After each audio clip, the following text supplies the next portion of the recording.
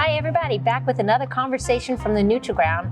Today we're close to Neutral Ground, if you will. We're at the festival grounds in City Park, where in just a few days, a massive crowd will be here celebrating all things Beignet Festival. I'm joined by Sherwood Collins, who, along with his wife Amy, really started this whole festival. And let's talk about the origins. So you have a wonderful son, you have a wonderful family. I've known your family for a very long time.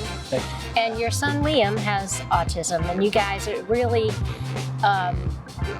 you both really started this as a passion project to help benefit the community around autism and other families that are dealing with the same issues that you guys face. So can you tell me a little bit about what happened at the kitchen table when this idea came up? Sure. So it kind of, if we go way back, Amy and I met doing Wednesdays at the Square back in 2007.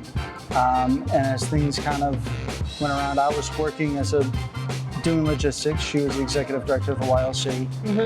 And as things went around, instead of hiring me, we just started dating, got married, started a family.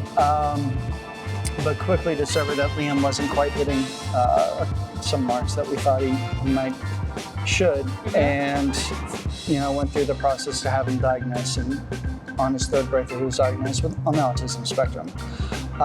And so in kind of figuring out different places and career changes, I had an opportunity to kind of do something, and being that we had met and we had done this festival, I was like, well, why don't we create a festival that helps out kids? Yeah.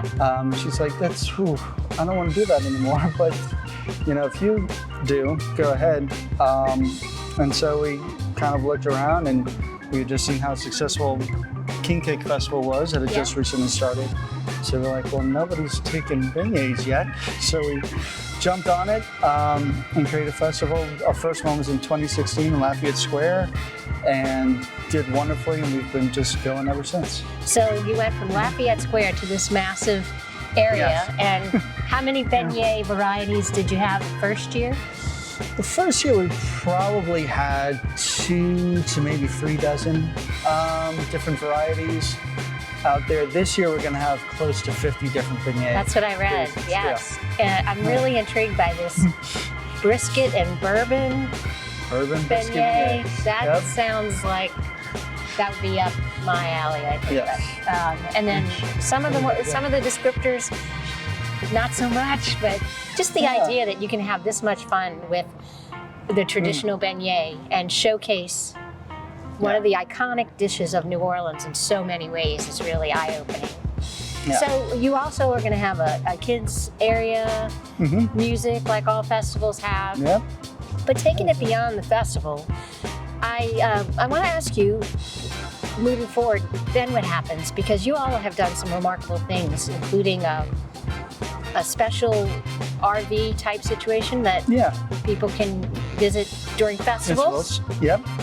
So with the proceeds that we had from last year's festival, we created a sensory activation vehicle, and it's a kind of an enclosed cargo trailer that we're able to bring around to different festivals in case you have a child that's on the spectrum that might get overstimulated. Yeah. And it's not just necessarily kids on the spectrum; it's anybody who could get overstimulated or freaked out. So we're happy to have that, and I think every year we just try and build on what we've done and see how we can improve not just the festival, but just different offerings that we have within the local community. It was one of the things that when we started out with the diagnosis with Liam and trying to get services and trying to get accredited and authorized, it's just a long, lengthy process. And so taking that time and going through it, even with some of the resources that we had, it was very difficult. Yeah. And so we wanted to find a way that we could support other people who may not have had the options and resources that we did. Well, there are a number of festivals, not everyone, but there are a nice handful where you can say that you're eating and drinking for a good cause. So everybody who comes out to enjoy this variety of beignets, which are all listed on here, amazing variety, people can know that when they are biting into the beignet that they're helping other people. So it's not every festival organizer can say that. So from the community as a whole, thank you for all that you're doing, and keep it up. Yeah, keep up the good work. Definitely, and thanks for having me out, Mary Beth. Our pleasure. New Orleans and Company's pleasure. Absolutely. So thanks everybody, and we'll see you next time for our next conversation.